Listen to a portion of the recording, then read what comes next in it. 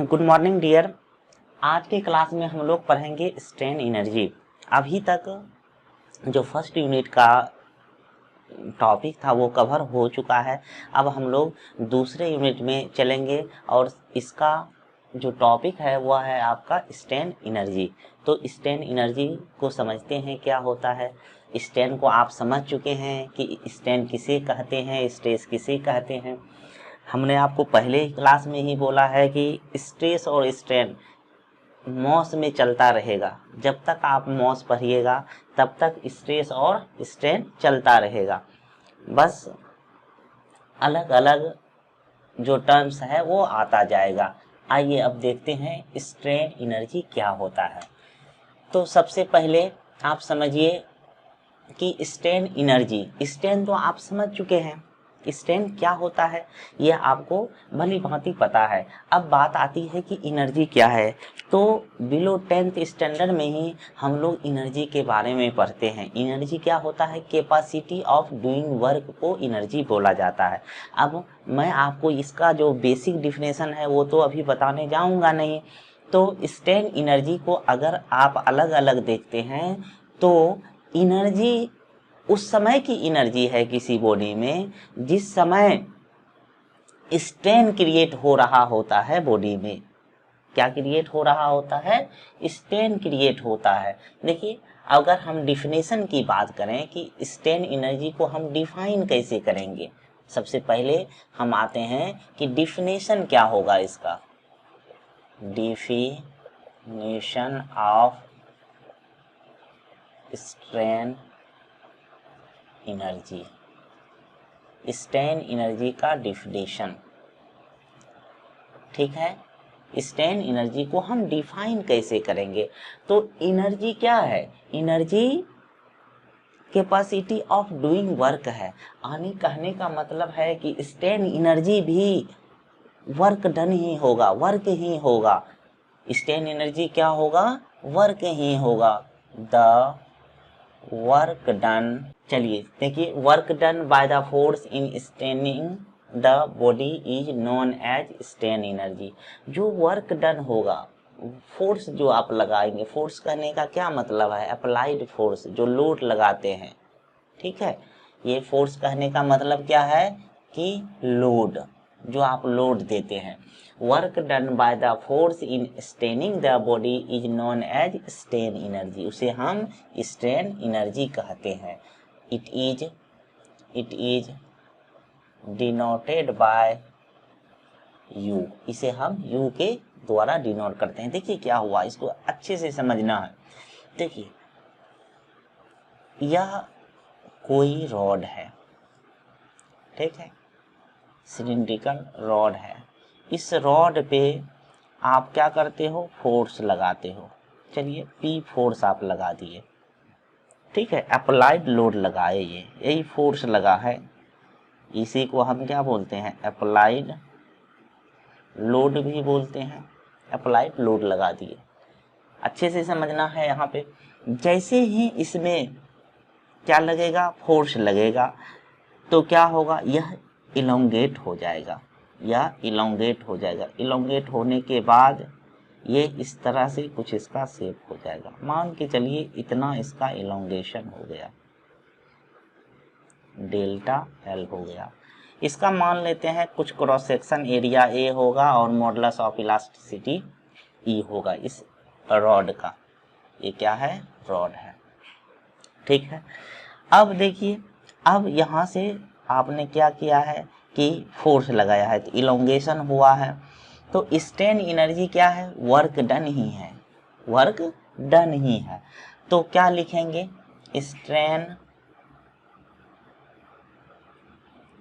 Strain energy equal to लिखेंगे work done by the force, और क्या लिख सकते हैं, बाय लोड लिख सकते हैं, ठीक है। स्ट्रेन एनर्जी क्या होगा, work done by the force, work done होगा। और ये जो स्ट्रेन एनर्जी होता है, ये देखिए अभी क्या होगा, स्ट्रेन एनर्जी को हमने U से डिनोट किया है, और ये जो वैल्यू होता है इसका जो वर्क डन होता है वह होता है वर्क डन। ऐसे सिंपली आप क्या जानते हो वर्क डन के बारे में? आप वर्क डन जानते हो कि वर्क डन जो होता है वह क्या होता है, फोर्स इनटू, इसको हम ऐसे लिख देते हैं, स्ट्रेन एनर्जी वर्क डन बराबर हम जानते हैं कि ये जो होता है फोर्स, इसको लोड या फोर्स बोलिएगा, इनटू क्या होता है, फोर्स इनटू डिस्प्लेसमेंट होता है। डिस्प्लेसमेंट बेसिक डिफिनेशन जो क्लास 7-8 में आप पढ़ते हो कि वर्क डन बराबर क्या होता है, लोड इनटू डिस्प्लेसमेंट होता है। ठीक है, अब देखिए कि ये जो स्ट्रेन एनर्जी है, ये स्ट्रेन एनर्जी क्या हो जाएगा, U से डिनोट करते हैं इसे, और इस केस में जो ये फोर्स लोड इनटू होता है, लोड इनटू डिस्प्लेसमेंट होता है, वह होता है हाफ इंटू लोड हो जाएगा P, और ये डेल्टा L हो जाएगा। देखिए अब एक इम्पोर्टेंट बात आता है कि लोड तो चलिए हमने P लगाया है, डिस्प्लेसमेंट में डेल्टा आया है, लेकिन हमने जो यहाँ पे हाफ कर दिया, ये क्यों कर दिया? सबसे बड़ा क्वेश्चन और कॉन्सेप्ट यहाँ पे होता है कि आपने इसको हाफ क्यों कर दिया। ठीक है, लोड का हम P दे दिए, डिस्प्लेसमेंट कितना हो गया है, इसको जब हम ये पहले यहाँ था इसको डिस्प्लेस करके हम नीचे ला दिए हैं। देखिए यहाँ से यहाँ डिस्प्लेस कर दिए हैं, तो मेरा डिस्प्लेसमेंट डेल्टा L के बराबर हुआ है। तो ये हाफ आने का क्या वजह है, हाफ आने का क्या वजह है? आपको एक चीज पता है कि ये जितने भी ये बॉडी है, कैसा बॉडी है, इलास्टिक बॉडी है, इलास्टिक बॉडी है। ठीक है, आपको ये चीज पता होगा, आपको ये समझा रहा हूं मैं कि ये हाफ क्यों आया है। ठीक है, अगर इस हाफ को आपको समझना है, आप स्ट्रेंथ ऑफ मटेरियल का जब बुक देखेंगे, मैकेनिक्स ऑफ सॉलिड का जब आप बुक देखेंगे, तो उसमें आपको इसका प्रूफ नहीं मिलेगा।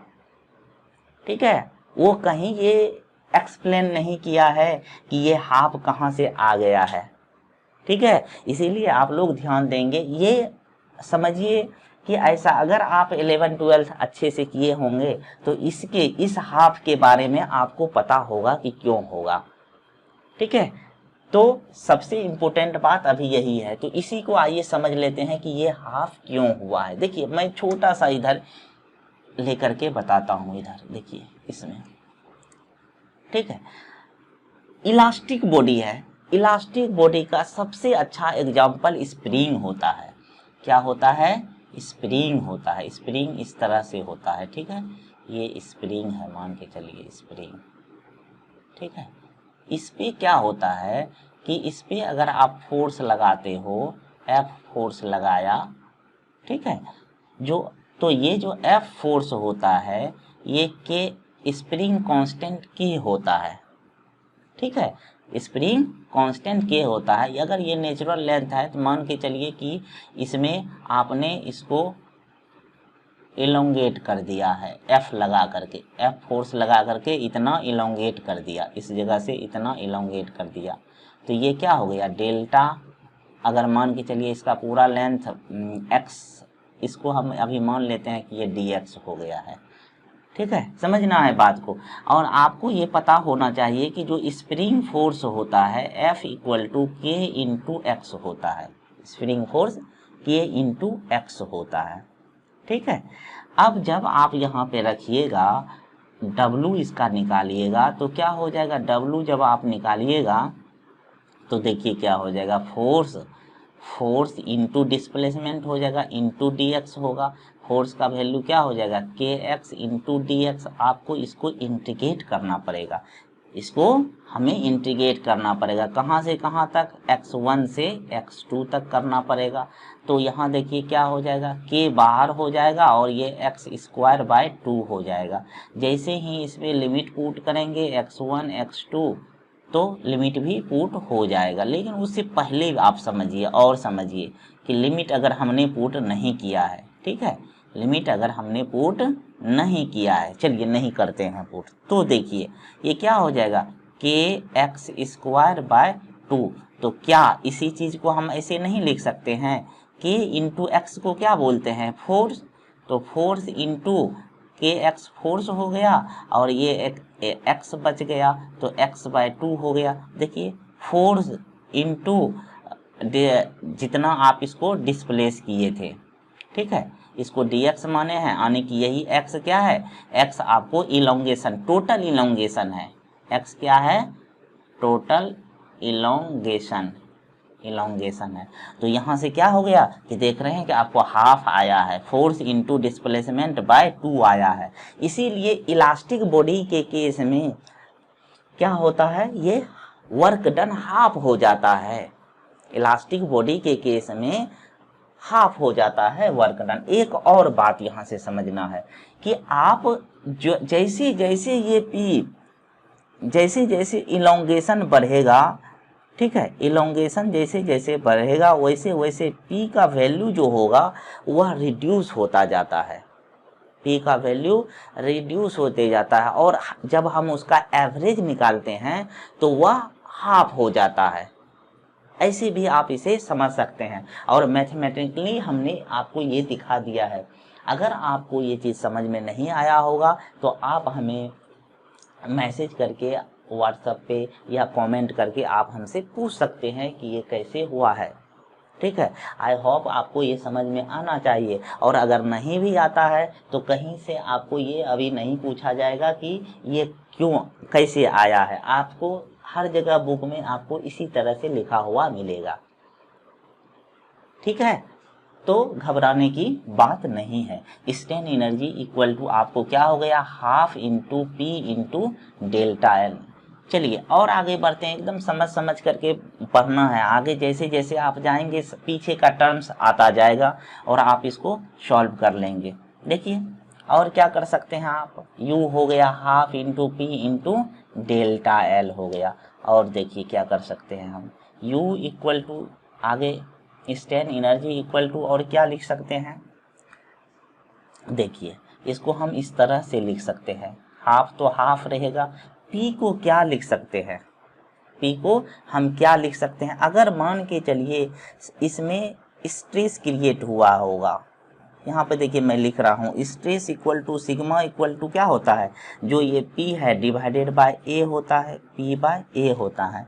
तो यहाँ से आप क्या लिख सकते हैं, P बराबर क्या हो जाएगा सिग्मा इंटू A, और स्ट्रेन इक्वल टू क्या होता है, strain equal to delta L by original length होता है।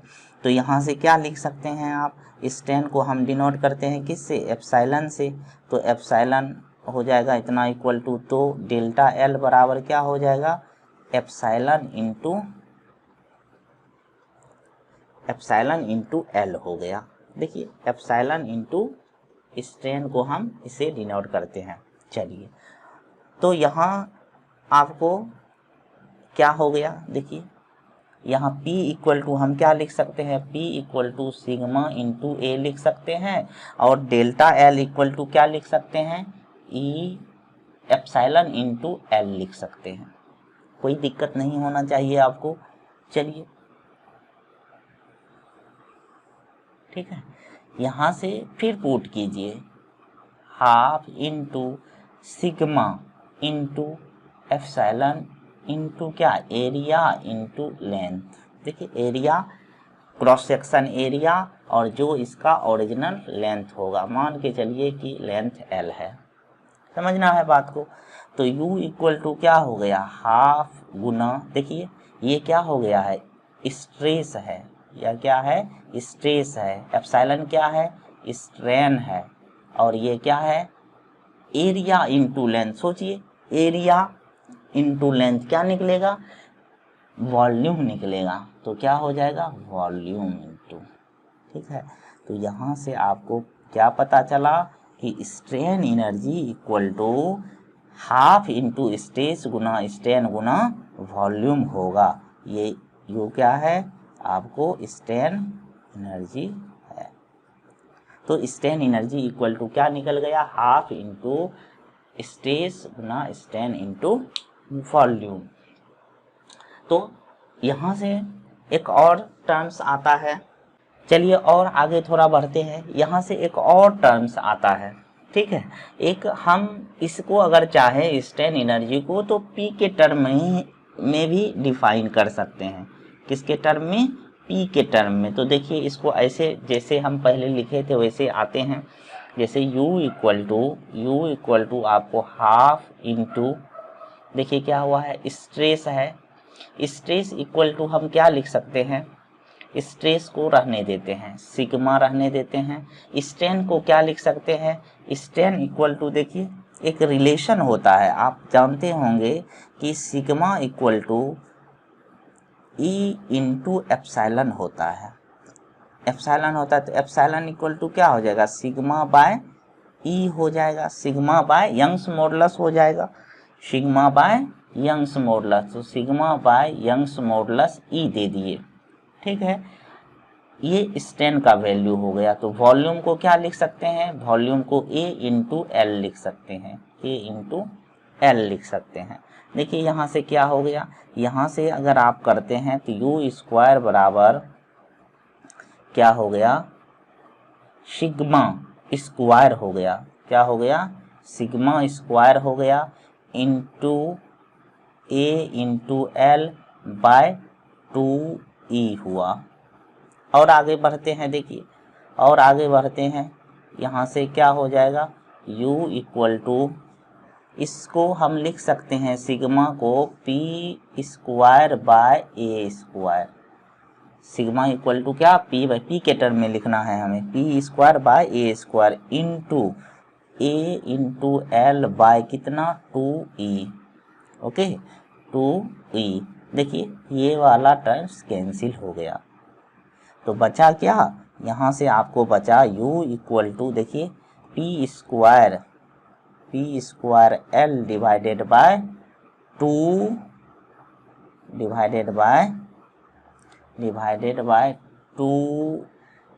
2AE। ये आपको हो गया स्ट्रेन एनर्जी P के टर्म में, ठीक है। ये सारे फॉर्मूले आपको याद होना चाहिए, ठीक है। कभी भी आपसे नींद में भी अगर आपको कोई पूछ दे कि स्ट्रेन एनर्जी क्या होता है, तो जो भी ये फॉर्मूला मैं स्टार दे करके लिखा हूँ ये आप लोगों को याद होना चाहिए। और कैसे आया ये तो आपको पता अब हो ही गया। चलिए और आगे बढ़ते हैं, अब ग्राफ देखते हैं। Graph of strain energy, graph कैसा होगा। अभी अभी आपने क्या देखा, आपने देखा कि स्ट्रेन एनर्जी इक्वल टू हुआ half into stress into strain into volume, यही हुआ है, ठीक है। ग्राफ में हमें देखना है कि स्ट्रेन एनर्जी कैसा होगा। तो ये फॉर्मूला होता है, ग्राफ हम यहीं पे बना रहे हैं, देखिए आप इसे इधर हम इलोंगेशन ले लेते हैं। इसको और कैसे लिख सकते हैं, यहीं से इसका बेसिक फार्मूला क्या था, strain energy equal to half into P into delta L था। देखिए ये भी फार्मूला था, ठीक है। इसी पे हम कर देते हैं। तो ये क्या है, ये इस डायरेक्शन में इलोंगेशन है, इलोंगेशन यानी कि डेल्टा L है इधर, ठीक है, x में हो गया। और इधर लोड कर देते हैं, लोड मतलब P, ठीक है, इधर हम P लगा देते हैं। तो क्या होता है, हाफ होता है, तो इसका मतलब होगा है कि हाफ होगा तो इस तरह से बनेगा, ठीक है, इस तरह से बनेगा। तो यही जो है, यही जो वॉल्यूम होगा इसका, ये जो एरिया होगा, ठीक है, ये एरिया ही क्या देगा, दिस एरिया क्या देगा, प्लेन एरिया है। देखिए क्योंकि हाफ लगा हुआ है, half into P into delta है, तो ये एरिया ही हमको क्या देगा, स्ट्रेन एनर्जी देगा, स्ट्रेन एनर्जी देगा, ठीक है। क्या होता है, लोड ग्रेजुअली जो है बढ़ते जाता है, लोड ग्रेजुअली इस तरह से बढ़ते गया। ठीक है, इलोंगेशन का वैल्यू आपको देखने को इस एक्सिस पे मिलेगा और लोड इधर मिलेगा। तो ये ग्राफ है, इस तरह से हम ग्राफ को दिखाते हैं। चलिए अभी एक और टर्म्स आता है, ठीक है, एक और टर्म्स आता है, क्या, एक टर्म्स आता है कि रिलीजियंस क्या होता है। एक टर्म्स बहुत ही इम्पोर्टेंट है, वीवीआई टर्म्स है, क्या नाम है उसका, रिजिलियंस। ठीक है, रिलीजियंस, रिजिलियंस क्या होता है, इसको जो है स्मॉल यू से डिनोट करते हैं, यू, स्मॉल यू से डिनोट करते हैं। देखिए अभी आपने क्या देखा है, strain energy equal to half into stress into strain into volume होता है। अगर ये पर यूनिट वॉल्यूम हम ले लें, स्ट्रेन एनर्जी अगर ये इस वॉल्यूम को इधर ला लें तो strain energy per unit volume हो जाएगा। और यही जो strain energy per unit volume होता है, इसी को हम बोलते हैं रिजिलियंस बोलते हैं। ओके, तो क्या हो जाएगा, लिखेंगे resilience is defined as the strain energy per unit volume. क्या कैसे डिफाइन करते हैं, strain energy per unit volume. तो देखिए strain energy per unit volume ले लिए, यानी कि जितने भी स्ट्रेन एनर्जी आपको स्टोर हुआ था किसी बॉडी में, जो स्ट्रेन एनर्जी स्टोर एनर्जी में किसी बॉडी में ही स्टोर होगा ना। जब इस मार्कर को अगर हम क्या करें, इसको इलोंगेट करें, तो इसके इस बॉडी में जो एनर्जी स्टोर होगा उसी को हम स्ट्रेन एनर्जी बोलते हैं। और जितना इस बॉडी का वॉल्यूम होगा उससे अगर इसको डिवाइड कर देंगे तो हमें कौन सा टर्म मिलेगा, रिजिलियंस मिलेगा। तो रिजिलियंस क्या हो गया, strain energy per unit volume हो गया। तो देखिए आप क्या जानते हो, यानी कि स्ट्रेन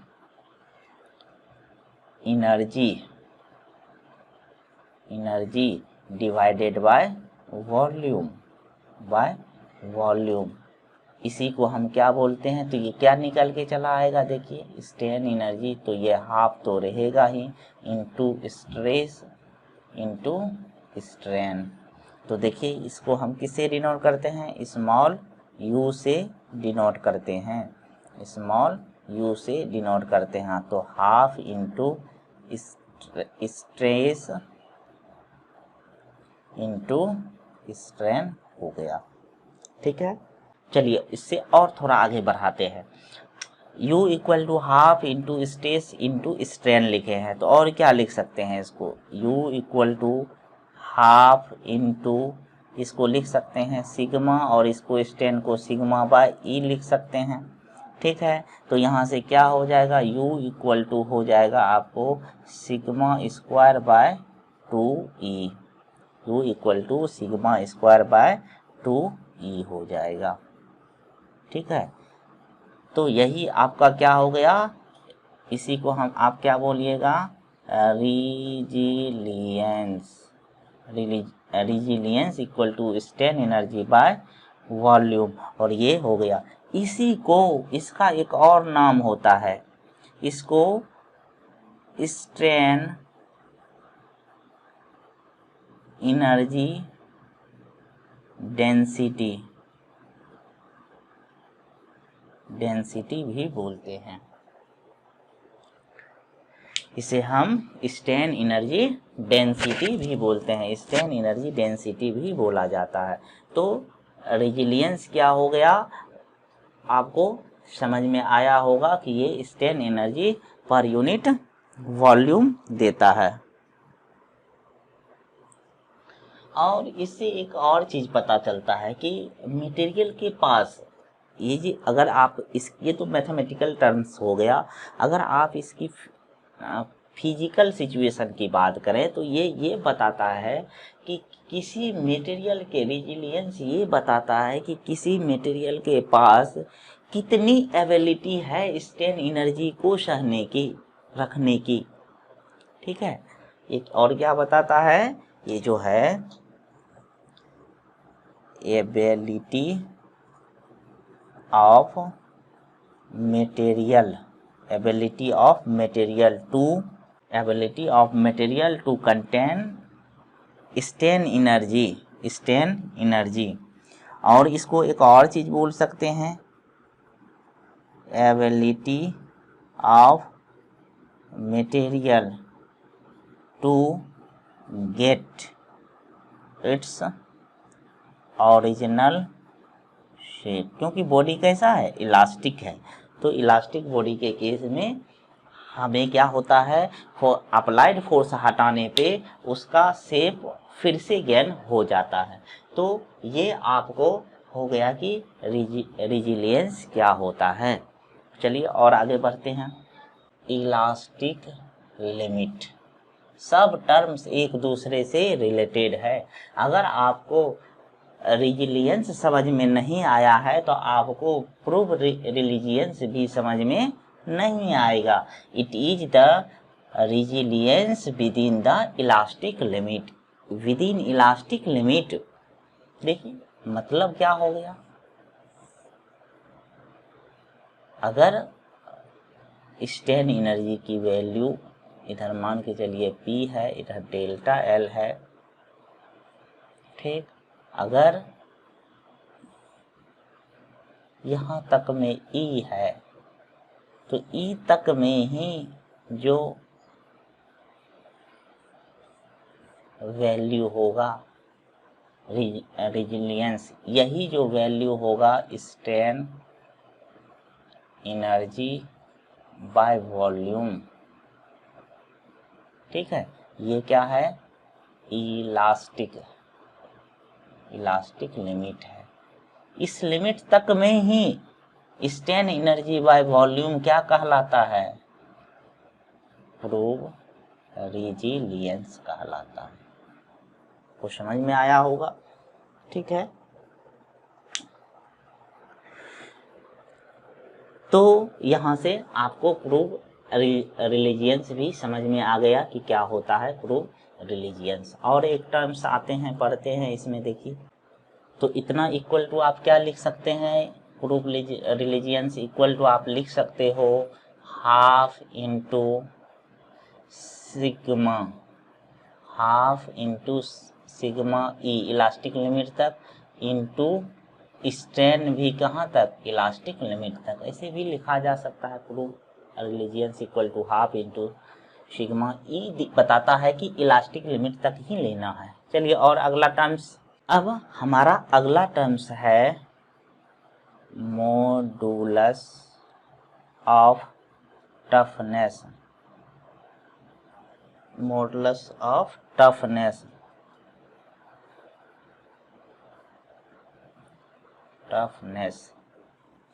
मॉडुलस ऑफ टफनेस। ठीक है, मॉडुलस ऑफ टफनेस ये क्या होता है, देखिए सब टर्म्स एक दूसरे से रिलेटिव है। मॉडुलस ऑफ टफनेस क्या होता है ये आपको समझना है। तो ये होता है, it is the strain energy per unit volume up to fracture point, fracture point तक जो strain energy per unit volume होगा उसी को हम क्या बोलते हैं, उसी को हम मॉडुलस ऑफ टफनेस बोलता है। ये क्या बताता क्या है, एक्चुअल में ये बताता है क्या, देखिए मैं यहाँ लिख देता हूँ, ability of material ability of material to bear strain energy before fracture होने से पहले जो वह अपने पास एनर्जी रखता है उसी को मॉडुलस ऑफ टफनेस कहते हैं। देखिए फिगर से समझने की कोशिश कीजिए। देखिए ये स्ट्रेस है और ये आपको स्ट्रेन है, ठीक है। आप जानते हैं कि ग्राफ आपका इस तरह से होता है, इलास्टिक के लिए इस तरह से ग्राफ होता है, और ये मान के चलिए कि अभी फिलहाल यहाँ पे आके ये फ्रैक्चर हो गया, ठीक है। इसको थोड़ा बढ़ाना पड़ेगा, ठीक है। तो यहाँ तक में यही आपका फ्रैक्चर पॉइंट है, ये अल्टीमेट पॉइंट है, और यहाँ पे आपको प्रोपोर्शनल पॉइंट मिलता है। ये इलास्टिक है, ये अपर यील्ड है, और ये अपर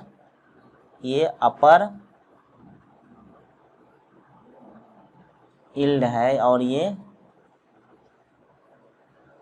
लोअर यील्ड है, ठीक। तो यहाँ तक में जो एनर्जी होता है, इस एनर्जी को, इसमें जो energy strain energy per unit volume होगा, इसी को हम बोलते क्या हैं? मॉडुलस ऑफ टफनेस बोलते हैं, कहाँ तक? फ्रैक्चर बॉडी को टूट जाने से, ब्रेक हो जाने से पहले जो इसके पास एनर्जी होता है, स्ट्रेन एनर्जी होता है पर यूनिट वॉल्यूम, इसी को हम क्या बोलते हैं? Up to fracture point. देखिए फ्रैक्चर पॉइंट, और इससे क्या फिजिकली कैसे आप समझेंगे कि ये ability of material to bear strain energy before fracture, उसके पास जो स्ट्रेन एनर्जी होता है फ्रैक्चर से पहले, उसी को हम बोलते हैं मॉडुलस ऑफ टफनेस बोलते हैं, ठीक है। तो ये बेसिक टर्म्स था जो कि स्ट्रेन एनर्जी से रिलेटेड था, और हमें कुछ और टर्म्स इसमें पढ़ना है, जैसे कि स्ट्रेन एनर्जी अगर हम धीरे धीरे लोड देंगे तब क्या होगा, अगर हम strain energy gradually applied load के लिए निकालेंगे तो वही हुआ धीरे धीरे, इसके बाद सडनली अप्लाइड लोड के लिए स्ट्रेन एनर्जी क्या होगा। फिर हमें ये भी पढ़ना है कि इम्पैक्ट लोड अगर हम डाल देते हैं किसी मटेरियल पे तो उस केस में स्ट्रेन एनर्जी कितनी होती है। तो अगले क्लास में ये सारी चीज़ें हम कवर कर लेंगे। आज का क्लास यहीं पे स्टॉप कर रहे हैं। आप लोगों से रिक्वेस्ट है कि आप लोग इसका अच्छे से नोट्स बनाएं, ठीक है, और समझ करके बनाएं। इससे रिलेटेड कोई भी डाउट हो तो आप हमसे पूछ सकते हैं। लॉकडाउन चल रहा है, सारा कुछ आप पे ही डिपेंड करता है कि आप कैसे पढ़ रहे हो। हम लोग अभी ये जज नहीं कर पा रहे हैं कि आप किस तरह से पढ़ रहे हो, ठीक है। तो सारा क्लास, जो भी क्लास आप लोग कर रहे हैं अभी, उसका अच्छे से नोट्स बनाइए, और जब भी ये लॉकडाउन ख़त्म होगा, आप लोग जब क्लासरूम में पढ़िएगा तो उस समय सारा वो नोट्स बुक हम लोग चेक करेंगे, या अगर जो दूर के बच्चे हैं जो भागलपुर में नहीं हैं, उनका नोटबुक भी मैं चेक करूँगा, बस डिफरेंट तरीके से चेक होगा, लेकिन होगा ज़रूर, ठीक है। आप लोगों को धैर्य रखना है और नोटबुक बनाते जाना है। और कुछ लड़के मेरे यूट्यूब जो टेक्निकल कक्षा है उस पे कमेंट आया था कि आप सर रेगुलर वीडियो डाला कीजिए, तो इसका रेगुलर वीडियो आता है, लेकिन वह माही टेक्निकल क्लासेस के ऐप पे आता है। जब आप एप्लीकेशन इसका डाउनलोड करोगे तो वहाँ से आप सारा वीडियो इसका देख सकते हो। मैकेनिक्स ऑफ सॉलिड का सारा वीडियो मिल जाएगा, मैथमेटिक्स का मिल जाएगा, और भी आगे जो मैं सब्जेक्ट पढ़ाऊँगा उस सब का वीडियो आपको एप्लीकेशन पे मिल जाएगा। इसलिए आप माही टेक्निकल क्लासेस का जो ऐप है उसे आप कृपया कर डाउनलोड कीजिए, और फिर आपको रेगुलर वीडियो मिलता रहेगा, ठीक है। और वहाँ पे रेगुलर वीडियो आ रहा है, तो आज का लेक्चर हम यहीं समाप्त करते हैं। अगले क्लास में फिर स्ट्रेन एनर्जी को हम आगे बढ़ाएंगे। Thank you so much.